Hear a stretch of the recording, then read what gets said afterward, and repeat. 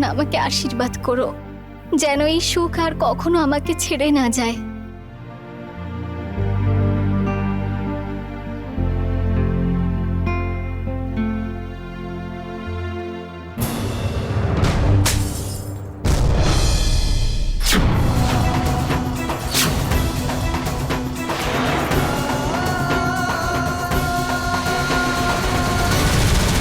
বেচারি সুমন, জানি না ও আমার ছবির সাথে একা একা কি কথা বলে। এখনো পর্যন্ত ও আমার স্মৃতিগুলোকে আঁকড়ে ধরেই বেঁচে আছে না বৌমনি? তুমি আর কার্তিক দাদাভাই কতটা ভাগ্যবান, তোমরা অন্তত একসাথে তো আছো। তোমাদের দুজনের বিয়ে তো হয়ে গেছে, তাই না? না, কিন্তু খুব তাড়াতাড়ি হয়ে যাবে।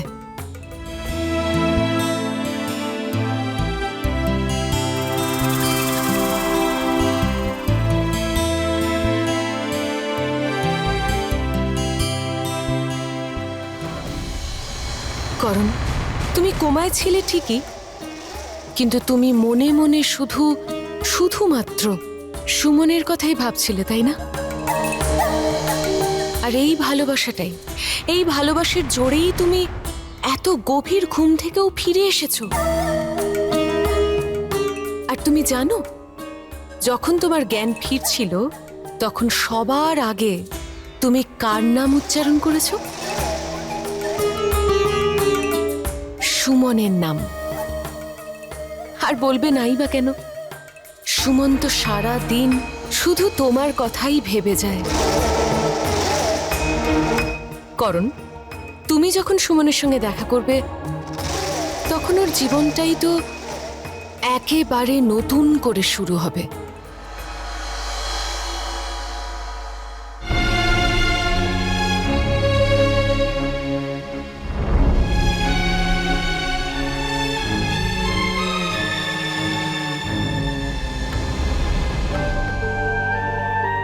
সুমন, তুমি একটা নতুন জীবন শুরু করতে চলেছ মা। অতীতকে যদি তুমি তোমার বর্তমানে নিয়ে আসো তাহলে তোমার ভবিষ্যৎ কিন্তু আরো অনেক বেশি জটিল হয়ে উঠবে মা। কারণ তোমার অতীত ছিল সুমন, আরও এখন এই পৃথিবীতে নেই। এই সত্যিটাকে তোমায় মেনে নিতেই হবে মা। আর তোমার ভবিষ্যৎ কার্তিক। আমি মা, এই সত্যিটাকে স্বীকার করে নেওয়া আমার কাছেও খুব সহজ ছিল না সুমন, কিন্তু আমিও তো করেছি বলো। করণ তোমাকে সবসময় খুশি দেখতে চেয়েছিল।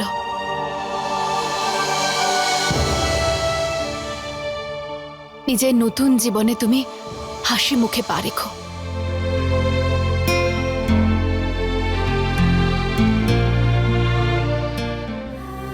আমার বিশ্বাস সুমন, করণ এই সব কিছু দেখতে পেয়ে খুব খুশি হবে। আজকে আমি খুব খুশি বৌমনি। বুঝতেই পারছি না যে আমি কি করব। এবার আমি আমার সুমনের সাথে দেখা করতে চাই বৌমনি। করণ, সুমনের সঙ্গে দেখা করার জন্য তুমি যে কতটা উতলা সেটা আমি ভালো করেই জানি। আর আমি আগামীকাল ফ্লাইটের টিকিটও বুক করেছি। আসলে কি হয়েছে, আজকের যেটা লাস্ট ফ্লাইট সেটা তো বেরিয়ে গেছে, তাই আমরা কাল সকালে যাব। করণ, আর মন খারাপ করে থেকো না। তাছাড়া তোমায় তো শুধু কাল পর্যন্ত অপেক্ষা করতে হবে। ঠিক আছে বৌমনি, হয়তো আমার ভাগ্যতে আর একটু অপেক্ষায় লেখা আছে। বৌমনি, তুমি জানো, যখন আমার আর সুমনের বিয়ে হয়েছিল না, তখন ওর হাতেতে খুব সুন্দর মেহেন্দি করিয়েছিল। আর তাতেও ও আমার নামের মেহেন্দি করিয়েছিল। কিন্তু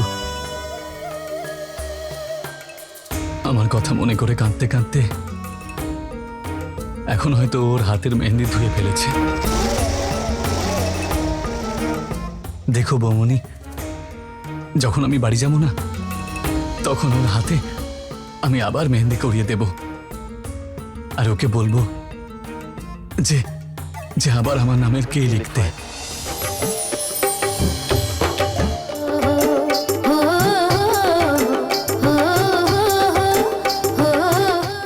বুঝলে পায়েল, আমার দাদার নাম কে দিয়ে শুরু হয়। ওর হাতে কার্তিক দাদার নাম এমন ভাবে লেখো যেন দাদা খুঁজতেই থাকে।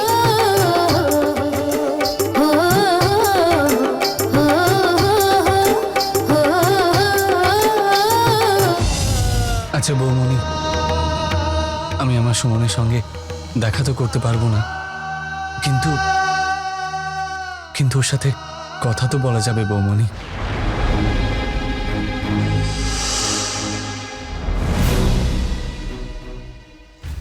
আসলে করুণ, ওয়েদার খুব খারাপ হওয়ার জন্য নেটওয়ার্ক নেই, আর সেজন্য ল্যান্ডলাইনও কাজ করছে না।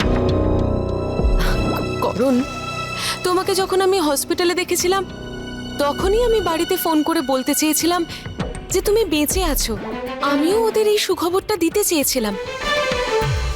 আমি তো সুমনকে বলতে চেয়েছিলাম যে ওর বিশ্বাসেরই জয় হলো, ওর করণ বেঁচে আছে, কিন্তু ফোনেই পাচ্ছিলাম না। তারপর আমি ভাবলাম যে আমি যদি তোমায় আমার সঙ্গে নিয়ে গিয়ে বাড়ির সবাইকে অবাক করে দিলে কেমন হয়, তাদের একটা দারুণ সারপ্রাইজ দিই। হ্যাঁ বৌমনি, সেটাই ভালো হবে। তুমি দেখো, সুমন আবার ওর নিজের জগৎটাকে ফিরে পেয়ে যাবে। আর আর আমি যখন বাড়ির সকলের সামনে গিয়ে দাঁড়াবো, তখন ও আনন্দে নেচে উঠবে।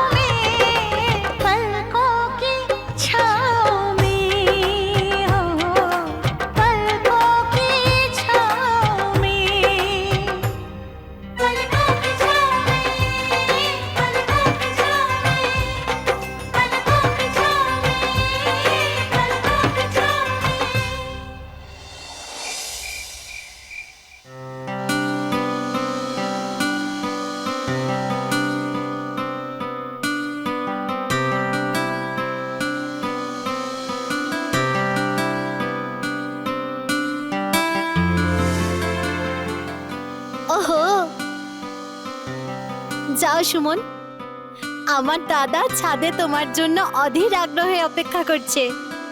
লোকে বলে ভালোবাসায় অপেক্ষা অপেক্ষা নয়, ওটা শাস্তির মতো। যাও সুমন, এখন আর এত নাটক দেখিও না, যাও যাও যাও না।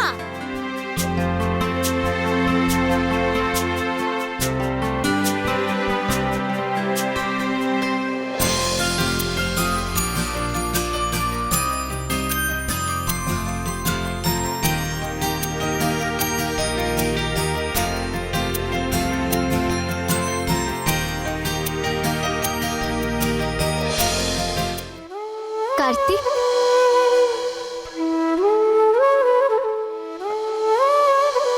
ভালো হয়েছে তুমি এসে পড়েছো। আপনি ডাকবেন আর আমি আসবো না? সুমন,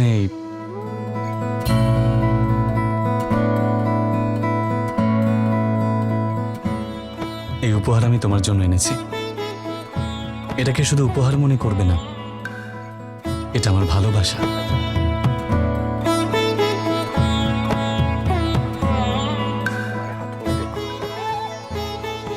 আমি চাই যে আমি যখনই তোমার হাতটা ধরবো তখন যেন এটা তোমার হাতে দেখতে পাই।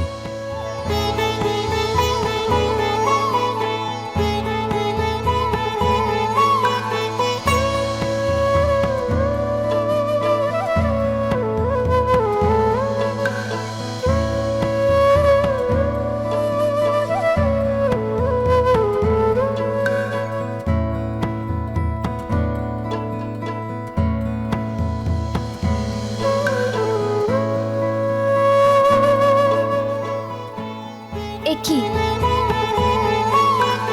এইভাবে কি দেখছেন?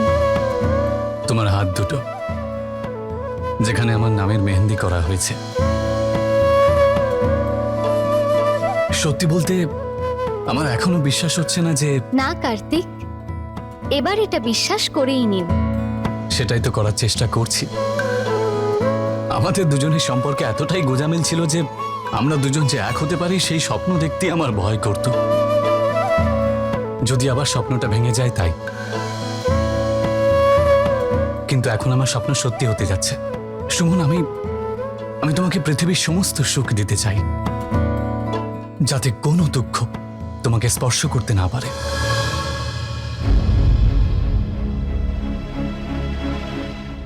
এই দেখুন আপনি কি করে দিলেন।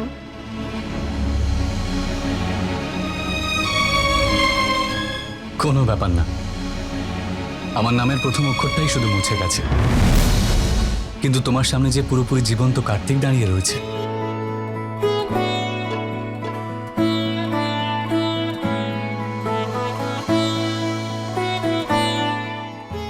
আবার হঠাৎ কি ভাবতে শুরু করে দিলেন? আমাদের আগামী দিনগুলোর কথা ভাবছি। সুমন, যখন আমি অফিস যাব তখন তুমি আমার জন্য টিফিন তৈরি করে পাঠিও। তারপর আমি অফিস থেকে তোমায় ফোন করব আর তোমার রান্নার খুব প্রশংসা করব। তারপর সন্ধ্যাবেলায় তুমি আমার আসার অপেক্ষায় থেকো, আর আমি সারা রাস্তায় শুধু তোমার কথা ভাবতে ভাবতেই আসবো। আর রাত্রেবেলা যখন আমি বাড়ি চলে আসবো, ব্যাস, অফিসে বসে যদি শুধু আমার কথাই ভাবেন আর যদি শুধু আমাকেই ফোন করার অজুহাত খোঁজেন, আবার বাড়ি ফেরার সময়ও আমার কথাই ভাবলে কাজটা কখন করবেন? কাজ? আরে তুমি থাকতে কাজ করে কি হবে বলো তো? আমি শুধু দিন রাত তোমাকে ভালোবেসে যাব। আর হ্যাঁ, আমি আগে থেকেই ভেবে রেখেছি আমাদের 5টা সন্তান হবে। থামুন কার্তিক, কয়েক মুহূর্তে আপনি কত কিছুই না ভেবেছেন। ভাবিনি, আমাদের আগামী জীবনটার স্বপ্ন দেখে ফেলেছি। আর দেখোই না এখন সময়টা কেমন ধীরে ধীরে পার হচ্ছে। জানি না কাল সকাল পর্যন্ত অপেক্ষা কিভাবে করব। কাল সকাল অবধি কি করে অপেক্ষা করব? এই রাতটা কখন শেষ হবে, কখন সকাল হবে, কখন সুমনের সাথে দেখা হবে। যাকে কোনো ব্যাপার না, আমি সারা রাত সুমনকে নিয়ে স্বপ্ন দেখতে দেখতেই কাটিয়ে দেব।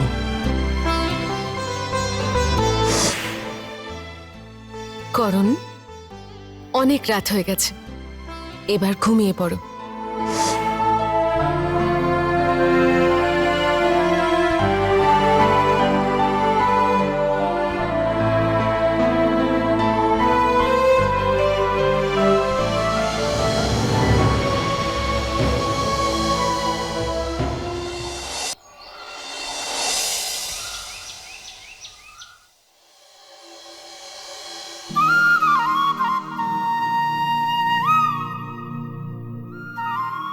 ম্যাডাম এখনো ওঠেনি।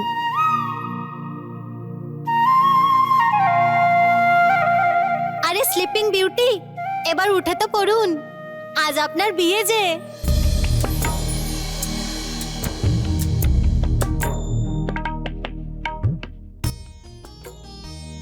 হে ঠাকুর, আমি এতক্ষণ ঘুমোলাম কি করে? আমার ঘুম ভাঙেইনি। চোখ খোলেনি তো কি হয়েছে? এখন তোমার আর কার্তিক দাদার 7 পাকে ঘোরা অনেক দেরি আছে। কাঞ্চন, মাও চলে আসবে এক্ষুনি। আমাকে এতক্ষণ ঘুমোতে দেখে উনি না জানি কি ভাববেন। আরে কেউ কিচ্ছু বলবে না। জানো, আজ তোমার চেহারায় একটা আলাদাই উজ্জ্বল ভাব ফুটে উঠেছে, ভালোবাসার উজ্জ্বলতা। এই নাও, এটা আমার আর জয়বাবুর পক্ষ থেকে তোমার জন্য একটা ছোট উপহার।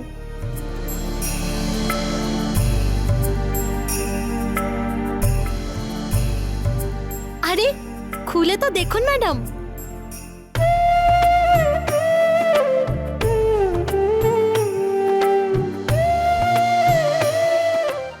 টিকিট? এটা আজ রাতেরই মানালি যাওয়ার টিকিট, হানিমুনের জন্য।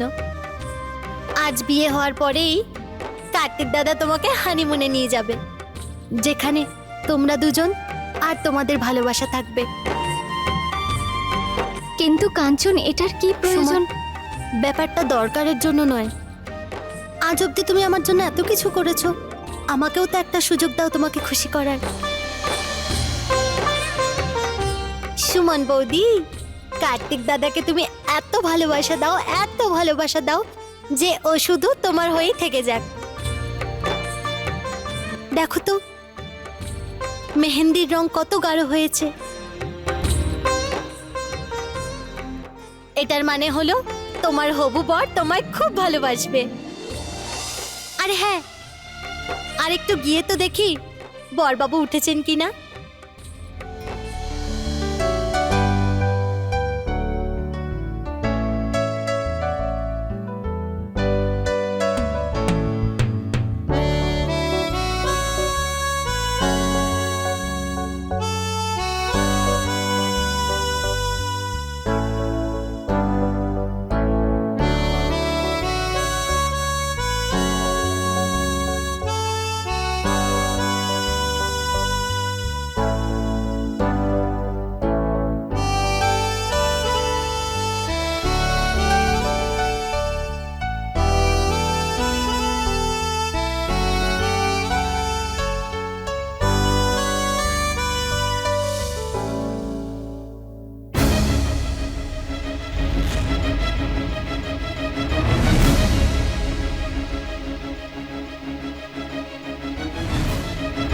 করণ, করণ কি করছো?